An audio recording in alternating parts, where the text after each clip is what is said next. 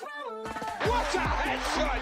What a head! How's it guys, this is Dayvy, FPL, and welcome back to the Fantasy Premier League video here on my channel. Now in this video, I'll be taking you guys through my very own team selection for the upcoming double game week 23. So yes, another double game week is on the horizon, a little bit of a smaller double than the big doubles we spoke about in the chip strategy video yesterday, but nevertheless, looking forward to the upcoming game week. Now in this team selection, as I always do in these videos, I'm going to take a quick look at game week 22, another double game week. How did the team get on in that game week? And I'll be sitting on a green or a red arrow. I'll then be taking a look at the current team selection, give you guys some context about the players that I currently have in my team, and then I'm going to move on to the transfer plan before finally going over my final team selection. So I know a lot of talking points to kind of cover, but don't worry, we'll be going over it quite quickly. So sit back, relax, and let's get straight into it. Now the first talking point to go over is going to be the double game week 22 team, but don't worry, I'll be going over the review quite quickly. If you guys watched my transfer plan video a couple of days ago, I went into a lot more in depth into the player selections, so now I'll be going over kind of position by position. So the most important thing, bottom right hand side, luckily it's going to be green, not red, that you guys see on screen right now. So nice little green arrow from 250k to just creeping into the top 200k. So I think we're sitting about 500 places into the top 200k, so I was pretty happy with that in a game week that I didn't use the triple captain. So 88 points total for game week 22, but if you guys did choose to use the triple captain, probably going to be a 100 point club game week for you guys. So once again, congrats if you made that decision. Now the final transfer plan is going to be the bottom right hand side, one free transfer, 3.3 left in the bank, but we'll probably be looking to take a hit into game week 23. But going back to game week 22, going to start off on our bench. We've got Ward, Ake, Greenwood and Patterson all finishing on 2 points, except for Patterson, who's currently out with that long-term injury. Now as predicted, Greenwood only getting 2 points, 2 sub appearances, even though the new manager did come in. In terms of Nathan, Ake started that fixture, but obviously Man City lost the clean sheet. Then we'll talk about Kepa because he relates to Danny Ward. Yet again, Kepa outperforming Danny Ward, made the right decision to go for there. A massive 10 points from the Chelsea goalkeeper. Moving on to our defensive department, we got Ben White, Luke Shaw and Trippier. So no, Luke Shaw did not have a single game week. Man United kept no clean sheets, but luckily Luke Shaw did get an assist in the first game after conceding 2 goals last night against Leeds. So he ends up on 6 points, but still outperformed Ben White and Trippier with that double game week. So at least that went to plan. Then moving on to midfield department, we got Odegaard, the new transfer in, not really performing. Overall Arsenal as a whole against Everton under Sean Dyche, the first game in charge. Talk about a new manager bounce there. So the new transfer Odegaard only got us the 2 points. I'll talk about his teammate on the right hand side, Martinelli. The big talking point about this week is he came off on the 59th minute. Is this kind of a show of what's going to happen in the future? Is Martinelli even going to start these fixtures, or is the new signing Trossard going to be the favourite option? Now I generally think that he probably will start the future game weeks, but I really don't want the defeat to Everton to be on Martinelli's shoulders, as he was one of the first players subbed off. Then talking about kind of low expectations, Mason Mount getting us 3 points. I think 3 points is a haul for Mason Mount at the moment. I really am looking forward to taking him out of my team because he simply has been very mediocre. Now his fixture was against Fulham, and that's why I was fine to keep him for that Fulham game, as Fulham historically aren't that great of a defensive side, but Chelsea yet again still struggled to score. Then finally, our 2 United attackers really bringing us the points this game week. The first option on the left hand side there, Rashford. Luckily I did captain Rashford over Fernandes, was kind of flirting with the Fernandes captain. Thought that he might have actually outperformed Rashford, but I think I would have been really sad if I went for that captain and then Rashford got 20 points. So yet again, if you guys did use the triple captain, I mentioned this, that if I did still have the chip going to game week 22, I would use it. So if you guys followed suit. But what's there more to say about Rashford? Great form at the moment, scoring in basically every game, and 20 points for a triple captain is very nice. But Fernandes, to be honest, also performed pretty well. Obviously the penalty goal in the first game against Crystal Palace, but unfortunately last night couldn't really get involved in that attack. But he was one of our transfers in, so the transfers in for this week with the 2 free transfers did pay off because Fernandes did significantly outscore De Bruyne. Heading into our forward department, luckily Erling Haaland also stayed pretty quiet. His effective ownership at my rank level was over 100%, and what that means is that every point he scored was going to be negative gains towards my team. But he stayed quiet against Spurs, really frustrating game for him. I think he got more FPL points than touches in the Spurs box, so quite a frustrating game for him.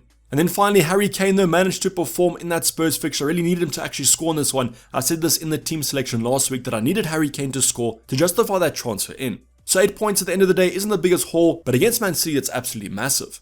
So kind of a combination here. You guys can see that the United assets definitely kind of performed for us. Besides them, Kepa and Kane were the only kind of players to perform in my team. But let me know how you guys got on in game week 22. There's probably going to be a lot of comments about triple captaining Rashford in the comments down below, so I'm happy for you guys. Tell me how many places you guys rise in the ranks. Probably looking like about a 50% rise rank. But if you aren't on the triple captain, also let me know if you're on a green arrow or a red one. And let's hope we can correct that going into game week 23.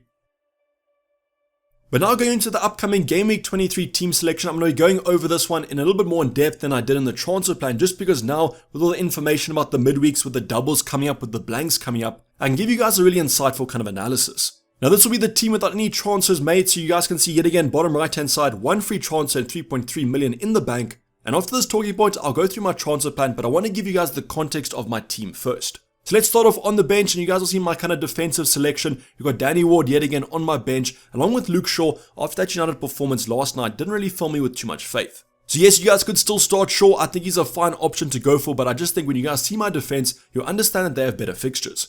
Then in terms of Greenwood and Patterson, hopefully Patterson comes back to full fitness relatively soon, because I do need him for blank Game Week 25. Starting off in the goalkeeper department, I'm going to start Kepa yet again. West Ham away is a little bit of a tougher game than I think he has had in the past, so I'm not having too much faith in a clean sheet in this one. But with Kepa, he's been getting some save points recently, so maybe some save points could be on the cards, maybe even a bonus point or two. But what I will say is that Chelsea made a lot of signings. It seems like the defense is clicking, but not the attack, and I'll take that at the end of the day. Then moving into our back three, and things kind of get a little bit more complicated here. The first option, Ben White, Brentford at home, Man City at home, 2 home games. However, I'm not that confident that Ben White actually starts both of them. We've seen in the prior game weeks, Tomiyasu's kind of been coming up the ranks. If you guys remember the United game, Ben White actually came off at halftime for Tomiyasu, but I guess he was on a yellow card and was simply struggling against their wide options. But it does seem like Ben White could potentially be benched in at least one of these games. I think the Man City game is more likely. I don't think he'll be benched for the Brentford one, and if he is benched for the Man City game at the end of the day, might not be the worst in the world. But still, Ben White is a rotation worry at the moment, and we'll talk about that in my transfer plan coming up. Talking about kind of rotation worries, we're then going to speak about Nathan Ake, yet another kind of defender I'm not really confident on in starting both the games, but I simply have to play him because he has a double game week. Now what I would say to you guys, if you are looking to bring in a centre back or kind of any fullback from Man City, I would go with Akanji, as I think he has the least competition. But I'm stuck with Nathan Ake, and although I think he's a brilliant defender, maybe the best defender in that Man City lineup at the moment, I still think he'll be susceptible to some rotation. But like Ben White, has a double game week, so I'm not going to bench him at the current moment, and I'm simply going to stick with what I have. Then finally, we got Trippier against Bournemouth away, probably the best fixture in terms of defense. Newcastle actually conceded in Game Week 22 in that 1-1 draw to West Ham, so let's hope they get back on the clean sheet way of things, and Trippier gets those bonus points again. But now I think you guys can understand why I'm benching Luke Shaw. The rest of my defense simply has better fixtures. But now going on to our midfield department, and I'm looking forward to kind of the first game or double game week of Odegaard. Brought him in as a switch for Kevin De Bruyne and also bringing in Bruno Fernandes. And it is nice to see that a lot of people are actually looking to bring him in for the upcoming double. So no complaints about Odegaard. I just want to wait for that press conference to see that he is back to full fitness, because I think he was taken off with a little bit of a knock in Game Week 22. Then I will be kind of joining my United assets together. Rashford and Fernandes, going to talk about them at the exact same time. Obviously, after coming back from the draw last night against Leeds, Rashford looks like a great option to own. Bruno Fernandes might be on the way out. However, I do expect him to bounce back and actually get an attacking return in this one. So yes, at the current moment, I'm looking to keep hold of both these two assets, but Bruno Fernandes might be a little bit of a cash cow for future moves. Then appearing in my team once again, Mason Mount, West Ham away, a little bit of a tougher game. Do trust the kind of defensive department of Kepa more than the attacking department of Mount, and that's why I'm looking to take him out. But if you guys do want to keep him, not the worst fixture in the world. West Ham are definitely not playing at the form of last season, but I guess Chelsea are neither. But definitely a transfer out in my opinion if you guys do want to go for it, as I don't really have much faith in Mason Mount. Now the final option, Martinelli, is going to be another big talking point, so kind of Ben White, Martinelli, the rotation worries are prevalent in these two options. But if you had to ask me about Martinelli's projected minutes, I'd probably say about 120 to 140 for Game Week 23. So on paper that doesn't look too bad, kind of starting the game, playing 60 to 70 minutes. I guess on paper that looks pretty strong, but when you do consider Arsenal having so many double game weeks coming up and great fixtures, it might be worth going for a more secured option like a Saka over Martinelli's rotation worries. But I generally think that Arteta isn't the sort of manager to kind of have massive rotation after that Everton loss. I think the same team will probably play this fixture, and against Man City I don't think he's going to shake it up too much. But still, a rotation worry at the end of the day, and this might be the game week to actually switch him out even for a -4. Now moving into our forward department, and we'll talk about our captain for this game week, Erling Haaland. So yes, slapping the captaincy on him right away because there's basically no other option I am considering, and I even would suggest if you guys have the triple captain to probably put him on him for game week 23. So I really do think that Aston Villa at home game is going to be the one where he gets the points. At home he's simply better. Aston Villa conceded 4 to Leicester in game week 22, so let's hope the Man City score a few against them. The Arsenal game is up in there at the current moment, but what I will say is that Man City have to win this fixture if they want to stay in the title race. Then finally, we're going to go over our last option in our starting 11, and what an option to own. It's Harry Kane against Leicester away. If you guys do recall, Harry Kane's scoring record against Leicester is simply outstanding, and I do hope that he finally gets a double-digit return for our FPL team. So really happy that I do have Harry Kane in my squad. Let's hope that he repays that patience. But to kind of wrap up our starting 11, you guys can see that there are some potential worries here. A Mason Mount, I don't want him. No offense, Mason. Then we have Ben White and Martinelli. It's kind of rotation worries. But other than that, the team looks pretty respectable for the upcoming game week. But now going on to our transfer plan for the upcoming Double Game Week 23. The first topic is going to be Double Game Week 25. If you guys don't know, Double Game Week 25 was confirmed. Liverpool vs Wolves was moved, as well as Arsenal vs Everton to Game Week 25. Now I spoke about this in the prior two videos, so I'm not going to kind of dwell on this topic too much, but what I will say is like in the transfer plan, the Double Game Week 25 moves haven't really shaken up my transfer plan that much. Obvious reasons for that is those Liverpool assets will probably be on your priority list, and I simply wasn't planning to bring them in anyways. So I just want to cover that there in case you guys are worried about Double Game Week 25, but I think you guys should focus on Double Game Week 23 as those Arsenal assets look red hot. But there is another team that obviously has a double game week, and that's going to be Man City. And the thing about Man City is they have lovely fixtures even after double game week 23. They have Nottingham Forest and Bournemouth in the next two. So let's talk about those Man City options first, because I do think that's a priority to bring in. Obviously you only have a double up, I want to get a triple up, and what options could I consider? Well, the first option, and the one that I don't really think I will be making but I could potentially do, is going to be taking Bruno Fernandes out, and the obvious replacement is going to be for Kevin De Bruyne. Now the reason this will be for Bruno Fernandes is because I can't afford any other replacement, so I'll be kind of doing the roulette of taking KDB out for Bruno and bringing KDB back in for the upcoming game week. Now the reason this move looks quite attractive is that KDB will probably play both fixtures. Aston Villa Arsenal don't play kind of a back three system, and therefore KDB should start both. Now the other thing about bringing KDB into our team is that this makes an easy transition to go for Mo Salah in game week 25, but at the rate that Liverpool are currently playing, I might not even want the Egyptian. Now for me, this comes down to, do I actually want to lose Bruno Fernandes even though he didn't score or assist last night against Leeds? I do have faith in him for the next two fixtures, Leeds away and Leicester at home.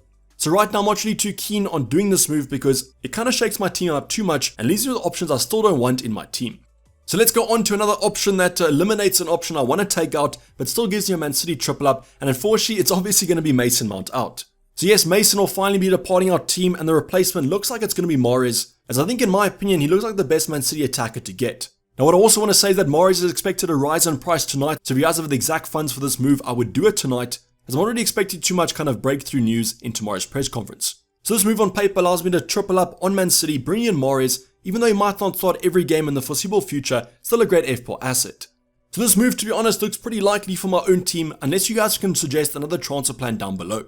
But now let's go on to the transfer plan section of the video where we talk about the hits for the side-to-side moves. Now you guys obviously know which moves I'm talking about. Let's go over the first one. It's going to be Martinelli out, and for my own team, it'll be Saka in. Now you guys can replace Saka, you can replace Odegaard, whichever option you guys don't own. I think they're equally as good of a move for each of them, but I do think Saka might be slightly easier to justify because he is on penalties. So Martinelli to Saka for a minus for it. I'm saying a minus for it because it honestly is. This is a transfer I wasn't planning to do anyway, so it's going to be for a hit. And now let's discuss if it's worth it. So I mentioned this in my team review for the upcoming Game Week 23 that I do expect Martinelli to get about 120 to 140 minutes in the upcoming Double Game Week 23. Now on paper that looks pretty strong, but what I will say is that if you want to make this move in the future, I think this might be the week to do it because you are gaining those extra minutes in Double Game Week 23. And let's just say for example that Trossard does actually start one of the fixtures, he could potentially, at least you've done the move this week then. So if I give you my honest opinion, I think that this move is worth the -4. I just believe that Saka could even be a Campsy option in the upcoming Double Game Week 25, as he has Everton and Leicester in that game week.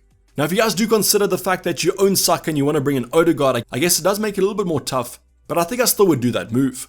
So right now it does look like I'll be doing this move for the upcoming game week. Yes, I think that Martinelli is a great asset to have. I just think the threat of minutes from Trossard is too strong, and Starboy Saka probably won't be rotated in the foreseeable future.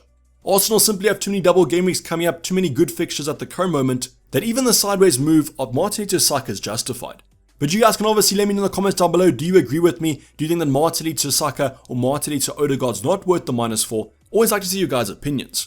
But now going into another -4 move that you guys could potentially do, it's going to be taking Ben White out. So yes, another Arsenal asset. For another Arsenal asset, that's going to be Gabriel. So Gabriel, Saliba, I do prefer Gabriel at the current moment. Both come in around the same price point, but I think Gabriel offers more of an attacking threat.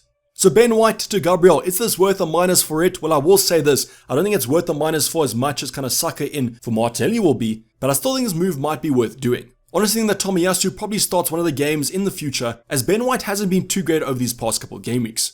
Now there is a general thinking that potentially Ben White will start the Brentford at home game and then be benched for the Man City game as Tomiyasu is more defensive. So do you mind that Tomiyasu starts the Man City game? Probably not. If you're going to captain only Haaland, hope that he probably scores in that one. And then Ben White might come back for the Aston Villa and Leicester fixtures. So this is why I kind of think that the defensive kind of sideways move isn't worth as much as doing the attacking move, as these centre backs don't even have that high of a ceiling. Now yes, if Gabriel does score a goal, you're probably looking at a massive gain, but that's not that likely. This is a move that I'm tempted by but might not do, but I do think it might be worth the -4. It's just a lot harder to justify the defensive switcheroo than the attacking one. But yet again, kind of stating that Arsenal have so many double game weeks coming up, so many fixtures, their defense is pretty rock solid, so you do want an Arsenal attacking coverage, but is it worth getting a more nailed one for a -4 hit? I think in the long run it might be, but I think it might be close, and that's why I'm not as tempted by doing this as the previous move. But once again, in the comments down below, let me know what you guys are thinking. I guess if you think Tomiyasu starts against Brentford at home, this might be worth doing, but honestly, I can see Arsenal conceding in both these two fixtures. So to kind of wrap up our team selection, I want to go over the two more favorable moves in my opinion. I'm going to bring up the team selection yet again so you guys get some context, and the two favorable moves, obviously taking Martinelli out as well as Mason Mount. So if I do take these options out, the players I bring in will be Mahrez and Saka, and obviously they'll be for 2 transfers and a -4 it, and that'll leave us with 1 million in the bank. Now the reason I want to show you guys this kind of value and also the team selection is because it does block off a significant move in the future, and that'll be bringing Mo Salah in for free. So what I'm talking about there is that if I did go for a Kevin De Bruyne, for example, I'd easily be able to upgrade him, but because I'm going for the Martinelli to Saka move, that's quite significant of an upgrade. So is bringing Saka in worth it? I do think so, especially if I want to captain him in Game Week 25 anyways, whereas I might not want to captain Salah because of the risk of Liverpool's bad form. I think that Mahrez is a no-brainer for Mason Mount at the current moment, so really is down to that Saka to Martinelli move, and does it block off actually any future moves that I might want to make. If you guys do have other transfer plans to think about, you can also post them down below. For example, the one move I was looking at, instead of going for Mahrez, I could go for Kanji instead of Ben White, and therefore get a triple up in that midfield department of Mount to Saka, having Martinelli and then also having Odegaard. It's a little bit of a variation there, but that will be from -8, which isn't too favorable, but it's something that you guys could consider. Otherwise, let me know what moves you guys are making for the upcoming game week, and let's hope we all get a green arrow at the end of the day. But so that's it for the video, guys. Hope you did enjoy it. Please don't like if you didn't subscribe if you haven't subscribed yet. I'll be seeing you guys for a deadline stream on Saturday, so make sure that you guys are there to get the most up-to-date team as possible. But I'm going to sign off with Dayvy FPL, and I'm out. Cheers, bye.